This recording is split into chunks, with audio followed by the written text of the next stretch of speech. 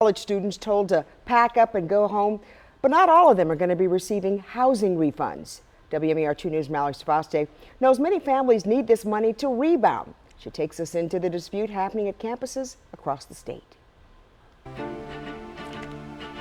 Students are finding out that even though they live on campus, that building may be owned by an outside company. And at this time, that company is not letting students out of their leases. Brian Payne already had reservations sending his son to Towson University in the fall. His fears were confirmed last week when 55 people tested positive for COVID-19.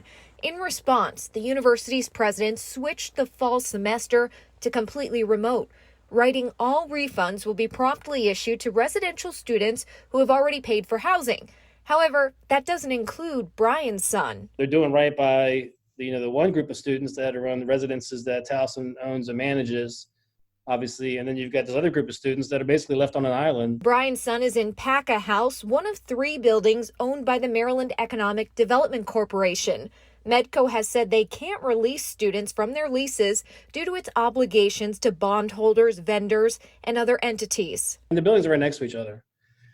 So I don't see how it's even conceivable that the president of Towson can say that the campus is not safe for students, faculty, and students have to be out of here by September 4th. But they're only really talking about a portion of them. Meanwhile, students at Medco Properties will need to keep paying thousands of dollars in rent. The decision also impacting families with students at 6 other schools within the university system of Maryland, where Medco's properties make up roughly 6,700 beds.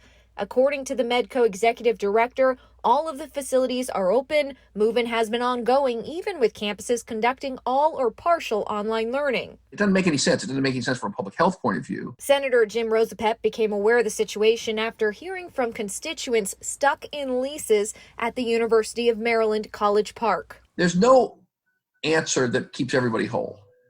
Either the students and the parents lose, or the university loses, or the lenders to Medco could lose.